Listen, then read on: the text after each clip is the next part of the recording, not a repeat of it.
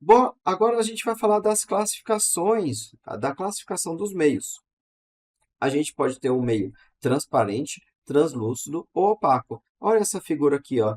Nessa figura a gente consegue ver perfeitamente o que tem atrás da janela, né? A gente consegue ver o sol, a gente não tem nada borrado. Já na janela do meio, a janela está um pouco suja, né? Ou tem algum adesivo, né, nela. Tem alguma coisa nela que a gente não está enxergando o sol também. Está distorcida a imagem do sol. E na janela opaca, ó, tampou toda a luz, até a plantinha morreu, ó. Talvez a, a plantinha precisava dessa luz, né, para sobreviver, para fazer a fotossíntese, e não está recebendo e morreu, né? A janela opaca, a gente tem a passagem nenhuma da luz. Então, olha só, o meio é classificado como transparente quando permite a passagem da luz, sem muita perda de energia, permitindo enxergar totalmente através dela.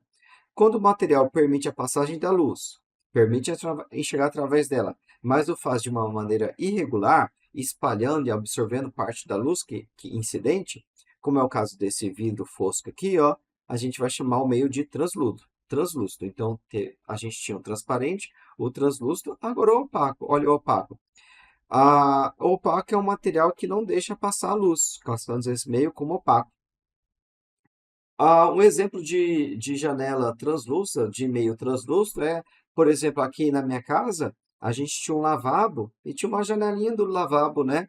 E geralmente estava tudo ok, essa janelinha era totalmente transparente, dava para ver através dela, mas ninguém via através dela. E agora na minha frente está sendo construído um prédio, né? E o pessoal da obra consegue ver direitinho quem está utilizando o vaso sanitário do lavabo. O que eu tive que fazer? Colocar aqueles adesivos jateados, né?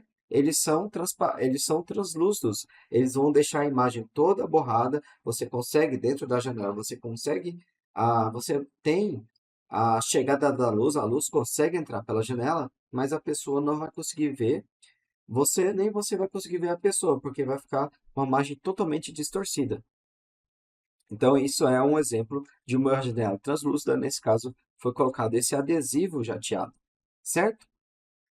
Um meio ele pode ser opaco para um tipo de luz e, ao mesmo tempo, ser transparente para outro tipo de luz, ou para outro tipo de onda eletromagnética. Por exemplo, a nossa pele são meios opacos para a luz visível. A luz visível vai passar na nossa pele e ela não vai conseguir atravessar. Já esses meios, a nossa pele, por exemplo, são transparentes para o raio-x. Então, se a gente for fazer um raio-x, por que a gente faz um raio-x? Porque o raio-x ele consegue atravessar a nossa pele, certo? As ondas de raio-x conseguem atravessar tecidos e músculos e vão incidir sobre os ossos, né? E com isso é possível fazer as radiografias. Então, um meio ele pode ser transparente para um tipo de onda eletromagnética e não ser transparente para outro tipo de onda eletromagnética. A gente vai classificar como... Aqui, deixa eu apagar minha tela.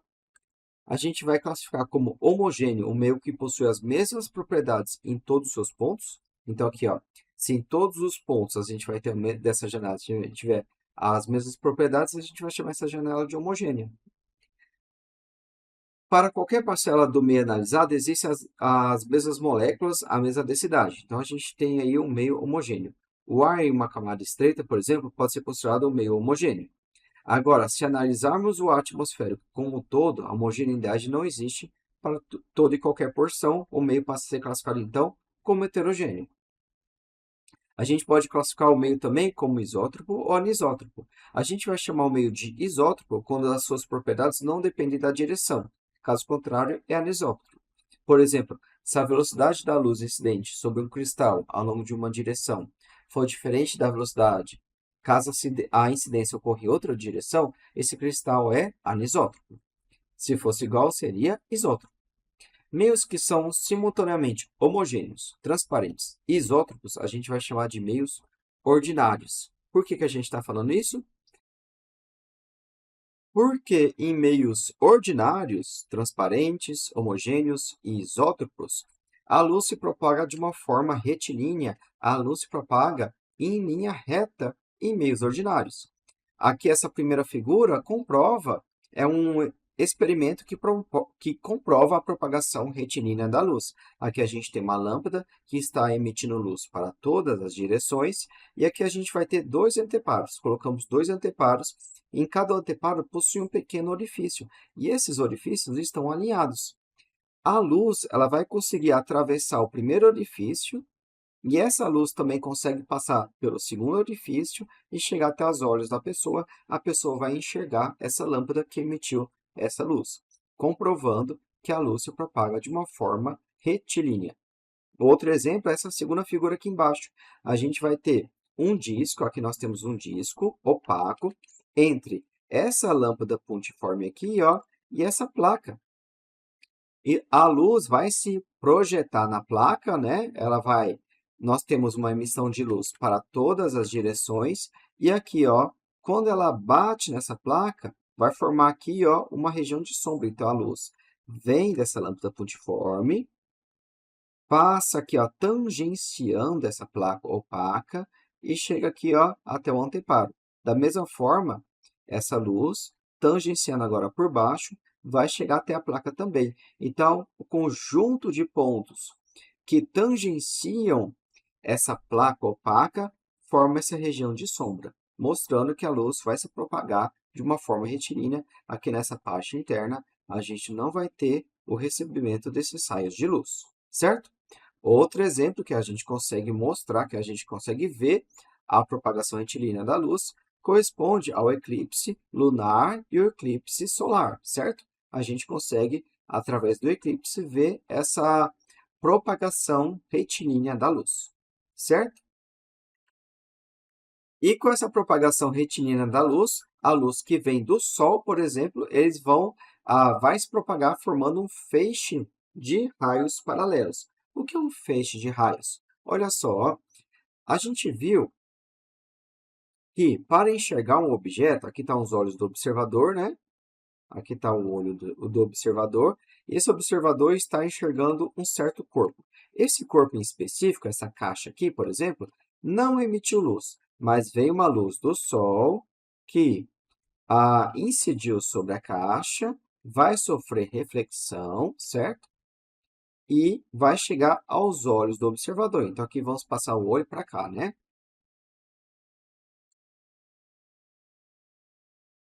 Vai chegar aos olhos do observador e esse observador vai conseguir, então, enxergar essa caixa. Esse raio de luz é o único raio, né? Aqui a gente está representando a forma como a luz vai chegar aos olhos da pessoa, a direção e o sentido. Quando a gente tem um conjunto de raios, porque é impossível a gente ter um único raio de luz, é impossível a gente conseguir isolar um único raio de luz. A gente vai ter vários raios de luz chegando aos olhos do observador. E esse conjunto de raios de luz a gente vai chamar de feixe de luz. E a gente considera que do Sol, a gente vai ter um feixe de raios paralelos. Os raios que emanam do Sol, são todos paralelos. E a gente vai fazer um exemplo trabalhando essa consideração de feixe de raios paralelos, certo? Esse tipo de questão a gente vê mais em questões de matemática, porque a gente vai trabalhar com semelhança de triângulos, mas corresponde a uma aplicação da propagação retilínea da luz. Vamos resolver essa questão? Fernanda possui no quintal da sua casa uma árvore. Pa- Para poder calcular a medida da altura dessa árvore, Fernanda colocou no chão, próxima a essa árvore, um pedaço de madeira de 1 metro e observou que o Sol projetou uma sombra de 0,8 metros. Ela mediu a sombra da árvore e viu que a medida era de 3,6 metros. Então, olha só, a gente quer calcular a medida da árvore, mas ela não vai ter uma trena, vai ter todo um trabalho para subir nessa árvore, pegar uma trena, mediu, ela foi mais esperta. Ela colocou um pedaço de madeira, e ela sabe o tamanho desse pedaço de madeira é de 1 metro. E ela colocou ao lado da árvore, também na vertical.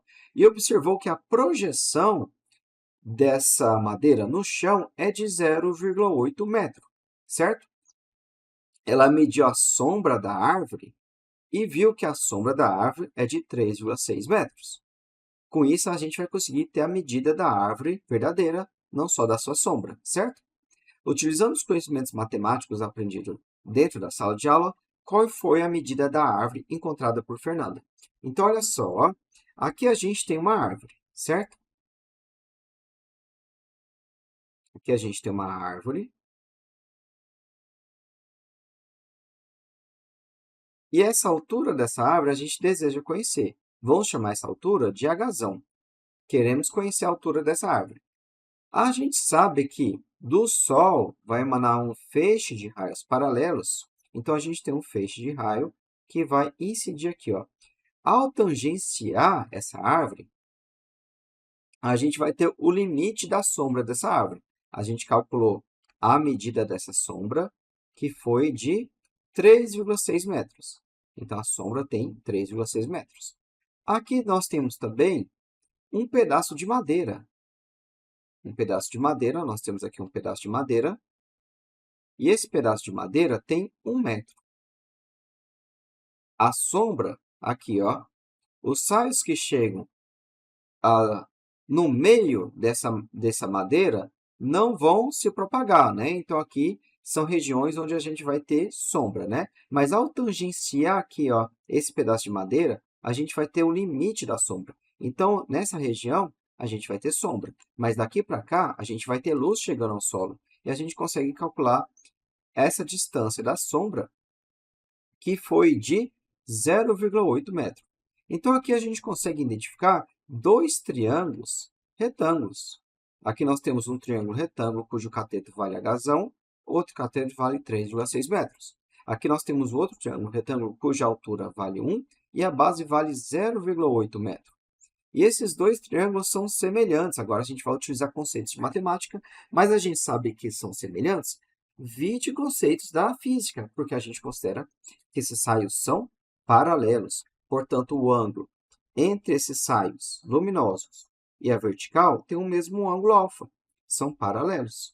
Portanto, se a gente tem nos dois triângulos um ângulo alfa, um ângulo de 90 graus, e outro ângulo vai ser 90 graus menos alfa, já que a soma dos ângulos internos de um triângulo é 180 graus, então, como todos os três ângulos são congruentes, esses triângulos são semelhantes. Portanto, a altura do maior sobre sua base vai ser a altura do menor dividido por sua base. Então, olha só, Hzão dividido por 3,6 é igual a 1 dividido por 0,8. Beleza? A altura sobre a base do maior triângulo é igual à altura sobre a base do menor triângulo. H vai ser igual a 3,6 dividido por 0,8. Isso é igual a... Bom, a gente pode multiplicar os dois lados da igualdade por 10. Ficamos com 36 dividido por 8. Isso aqui é um pouco superior a 4, né? Aqui não precisamos... Vamos calcular, né? 36 dividido por 8. Aqui, ó, 8 vezes 4 é 32. Restam 4, né? Colocamos a vírgula, desce 0. 40 dividido por 8 é igual a 5. Então, a altura da árvore é de 4,5 metros. Beleza? Bom, vamos falar de raios de luz e feixes de luz. É o que a gente falou, né? Quando a gente vai representar graficamente a propagação da luz para chegar aos olhos da pessoa utilizando de linhas que são orientadas e vão mostrar a direção e sentido da propagação, né? Se aqui a gente tem um corpo que esteja refletindo alguma luz, ou se a gente tem a própria emanação da luz, aqui a gente tem uma lâmpada, né? A luz que vai chegar aos olhos da pessoa, a gente vai representar por essas setas, né? A gente vai ter uma linha direcionada aos olhos da pessoa. Então, é essa forma que a gente vai utilizar para representar graficamente a propagação da luz. E é impossível a gente isolar um único raio de luz. A gente sempre vai ter um feixe de luz, um conjunto de raios de luz. Isso aqui a gente vai chamar de feixes de luz. É o conjunto de raios de luz. Certo? E esse feixe de luz, ele pode ser cilíndrico, ele pode ser cônico convergente ou pode ser cônico divergente.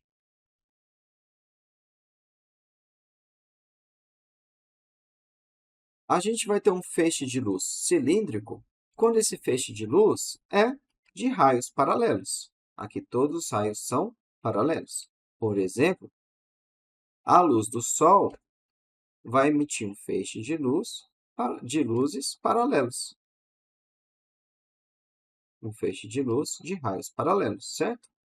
Agora, a gente pode também ter um, um feixe de luz cônico divergente. Seria o caso aqui, ó, de uma lâmpada putiforme que vai emitir luz para todas as direções. Aqui a gente tem um feixe de luz cônico. Ou aqui é convergente, né? A gente está falando do divergente, que vai divergir para todas as direções, né? Ou formando um cone, por exemplo. Aqui, ó.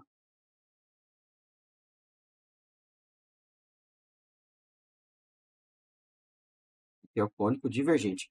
E nós temos aqui, ó, se a gente colocar uma lupa, né, uma lente, aqui ó, ela pode convergir os raios. Aqui, ó, nós temos aqui um feixe de luz de raios paralelos. E se a gente colocar aqui, por exemplo, uma lupa, a gente utiliza muito esse exemplo quando a gente tem uma lupa e a gente faz que os feixes de luz de raios paralelos vindos do Sol vão convergir para um único ponto, né? A gente coloca uma lupa aqui, ó, e vai fazer convergir todos os raios de luz para o único ponto.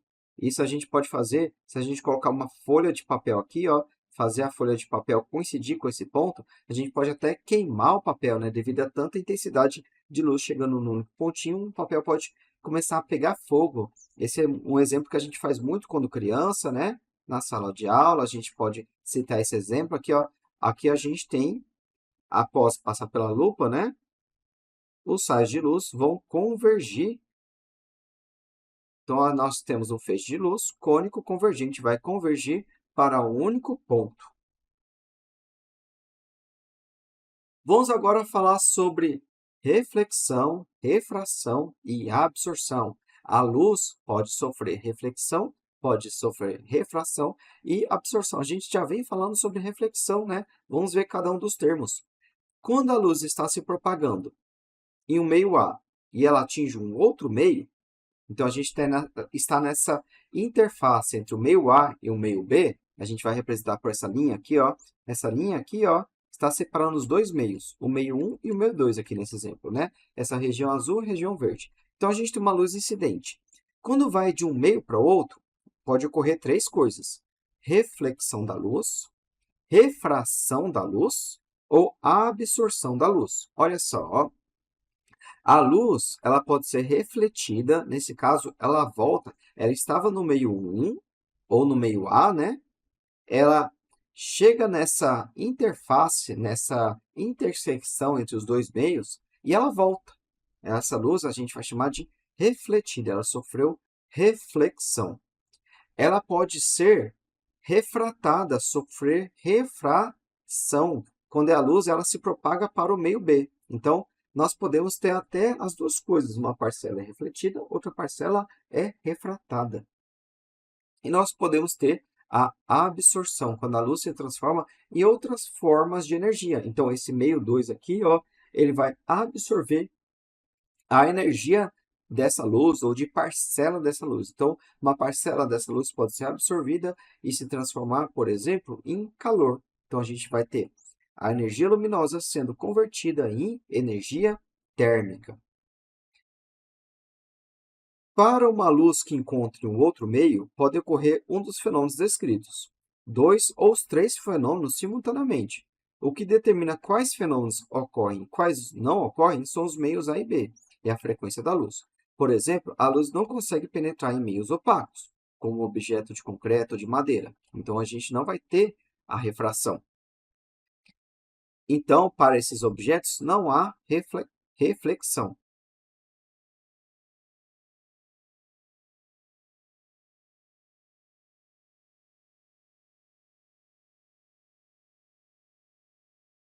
Então, para esses objetos, não há refração.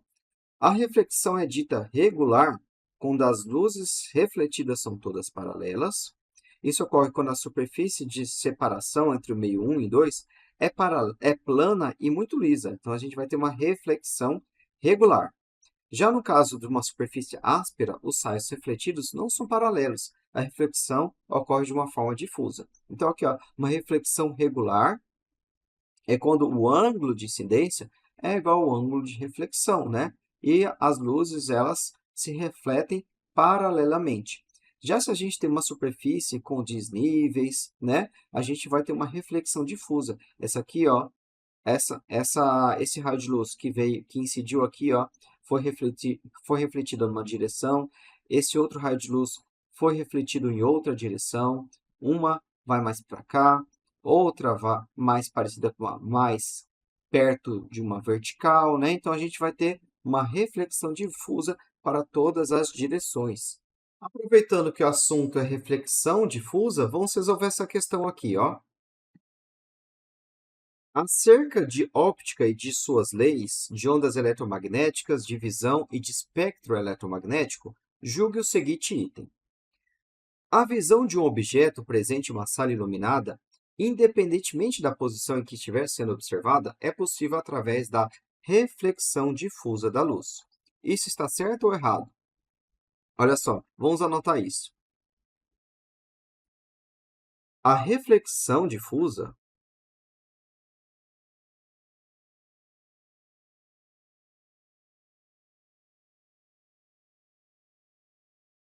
é a principal responsável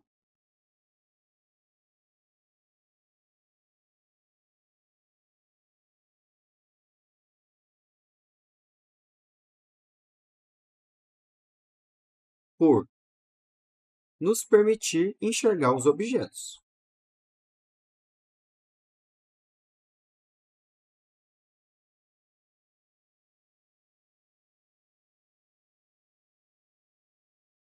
Nos permitir enxergar os objetos ao nosso redor.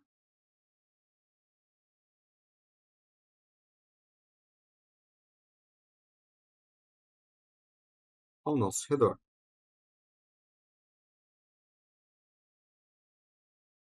Redor. Como assim? Olha só, suponha que a reflexão não fosse difusa. Como a gente pode enxergar um objeto? Então, olha só, aqui está um objeto, vou desenhar aqui um objeto. Aqui está essa caixa. Para que eu enxergue essa caixa aqui, ó, o que é preciso ocorrer? É preciso que a luz vinda do sol, vindo de uma lâmpada, chegue até essa caixa. O raio de luz incide sobre essa caixa. Uma parcela vai ser absorvida, outra parcela vai ser refratada, mas uma parcela vai ser refletida. A reflexão, estamos considerando que a reflexão não é difusa. O ângulo de incidência é igual ao ângulo de reflexão. E a gente vai ter a reflexão nesse sentido aqui, ó. Se a reflexão não é difusa, estamos considerando que não é difusa, nós vamos ter um outro raio chegando paralelo e a reflexão vai ter a mesma direção. Todos os raios refletidos vão ser paralelos. Se chega um raio aqui nesse ponto desse corpo, a reflexão, os raios refletidos vão possuir a mesma direção, todos paralelos. Como eu vou enxergar esse corpo? Se eu estiver aqui, ó, se eu estiver aqui, eu não vou enxergar esse corpo. Eu só enxergaria esse corpo se meus olhos estivessem aqui, certo? Como aqui a reflexão não é difusa, eu só conseguiria enxergar esses objetos se eu estiver exatamente nessa região onde está ocorrendo a reflexão. Mas as reflexões, dado que as reflexões ocorrem de forma difusa, então, como a gente tem uma superfície toda irregular, um raio vai ser refletido para cá, outro raio vai ser refletido nessa direção aqui, outro raio vai ser refletido nessa direção. Então, o fato da reflexão ser difusa aumenta a chance de um desses raios, geralmente claro, mais de um desses raios vai chegar aos nossos olhos. Então, vai ter um conjunto de raios que vai estar chegando aos nossos olhos, chegando na região onde está presente. Então, é graças à reflexão difusa que a gente vai conseguir enxergar os objetos. É algo similar a uma chuva de bolinhas. Imagine uma chuva de bolinhas, caindo bolinhas lá do céu e com velocidade vertical. As bolinhas estão caindo ao longo da vertical, não tem velocidade ao longo da horizontal. Então, as bolinhas estão caindo. Se o chão for muito liso, as bolinhas vão quicar e vão ricochetear apenas na direção vertical. Agora, se o chão for todo irregular, ela vai cair na vertical, sua velocidade de queda é na vertical, mas depois de quicar, ela vai para todos os lados. Então, quando o chão é irregular, a gente vai ter bolinhas espalhando para todos os lados. Maior chance dessa bolinha ser direcionada a você, certo? Então, é uma analogia com a reflexão difusa. Beleza? Da mesma forma que a reflexão pode ser difusa ou regular, na refração, a gente pode ter também uma refração regular ou uma refração difusa, certo? Aqui, na refração regular, todos os raios refratados possuem o mesmo ângulo, aqui, por exemplo, um ângulo alfa. Aqui na refração difusa, aqui nós temos o ângulo alfa, aqui nós temos o ângulo beta, certo? A gente vai ter ângulos diferentes.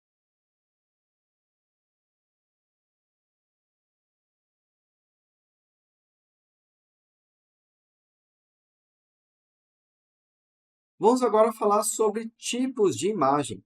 Para que ocorra a visualização de um objeto, é necessário que os raios luminosos partam desse objeto e se direcionem aos olhos do observador, né? Mais precisamente, os raios luminosos devem ser direcionados para a retina, e a informação é processada em uma parte posterior do cérebro denominada córtex visual.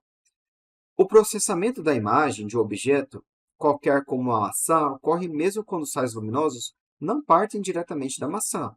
Pode ocorrer de a maçã estar na frente de um espelho, que os raios luminosos venham aos olhos, parta do reflexo da maçã no espelho. Então, aqui a gente pode ter uma maçã, a gente pode ter aqui nossa maçã, a gente pode ter um espelho, e a gente está olhando o reflexo da maçã no espelho, certo? Então, aqui tem um raio luminoso,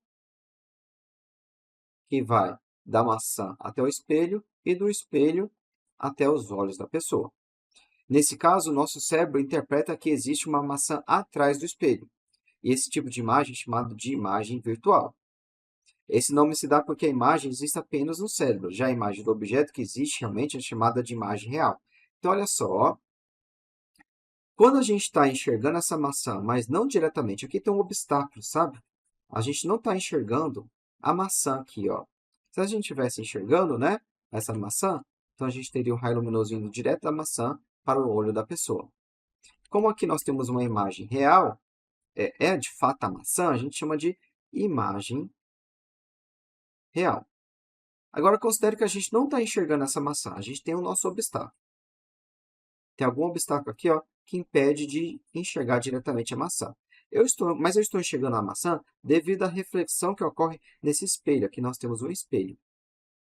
O outro lado do espelho é opaco. Aqui tem sempre uma estrutura de madeira aqui atrás. Aqui é opaco. A luz não atravessa essa parte traseira do espelho. E aqui, às vezes, a gente tem até uma parede, né? Um espelho de parede aqui é totalmente opaco. Mas ainda assim parece que a gente está enxergando a maçã do outro lado do espelho. É igual quando a gente se olha atrás do espelho, né? Através do espelho, parece que você está do outro lado da parede, né? Então, aqui nós temos essa imagem.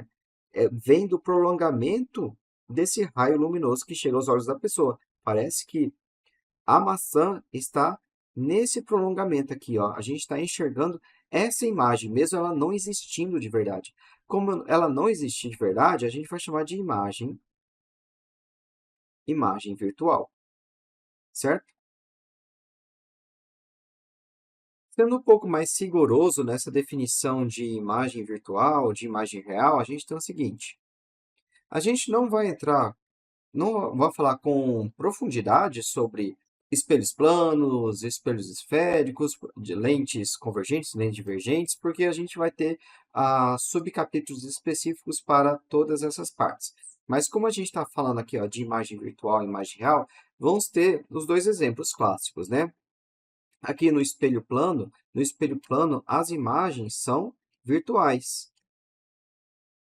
A gente está olhando algum objeto no espelho, ou até nossa própria imagem do outro lado do espelho, e parece que a imagem está lá do outro lado do espelho, né? Mesmo tendo aqui ó, uma parede, mesmo tendo aqui ó, uma superfície de madeira do próprio espelho, a gente sabe que a luz não vai atravessar essa região, né? Então, aqui, A gente está olhando esse objeto aqui, ó.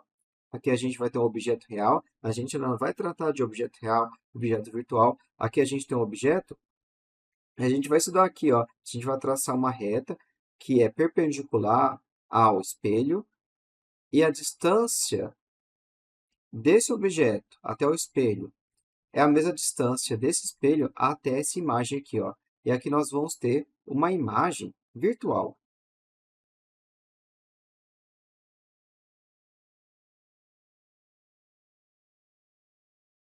Uma imagem é dita virtual quando ela é formada não pela convergência real dos raios de luz, mas quando ela é formada pela continuação, pelo prolongamento dos raios de luz. Olha só, os raios de luz, eles não chegam na imagem, até porque essa superfície aqui, ó, aqui a gente vai ter uma parede, a gente vai ter uma superfície opaca, a gente não vai ter a convergência dos raios de luz chegando naquela imagem.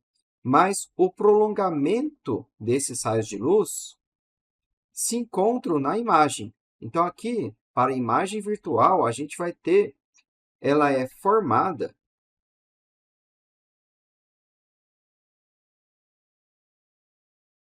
pelo prolongamento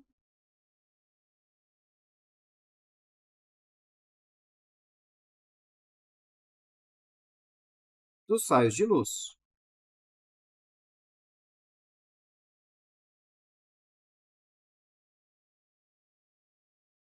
Agora, se a gente for ter um espelho côncavo, a gente ainda vai estudar espelhos côncavos.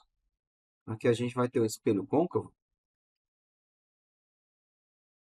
A gente vai encontrar o caso da imagem ser real. Aqui a gente vai ter um objeto. Aqui a gente vai ter um raio de luz que vai sofrer reflexão.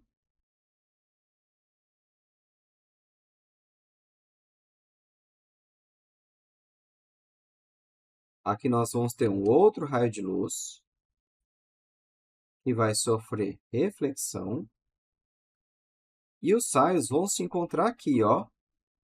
Veja que aqui a gente não vai ter um prolongamento de raios de luz. De fato, a gente vai sofrer reflexão e esse raio de fato chegou na imagem. Essa imagem aqui, ó, a gente vai chamar de imagem real.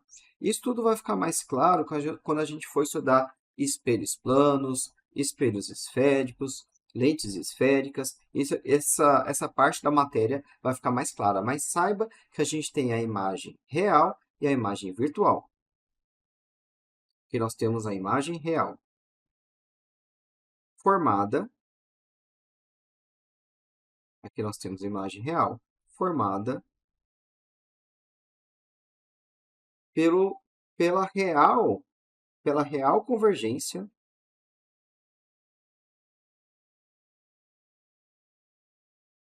a convergência real dos raios, não dos seus prolongamentos, né? Pela real convergência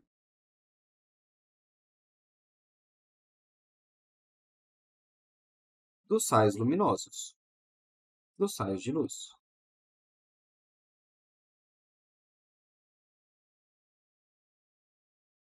O feixe de luz vai realmente se convergir nesse ponto que vai formar a nossa imagem, beleza?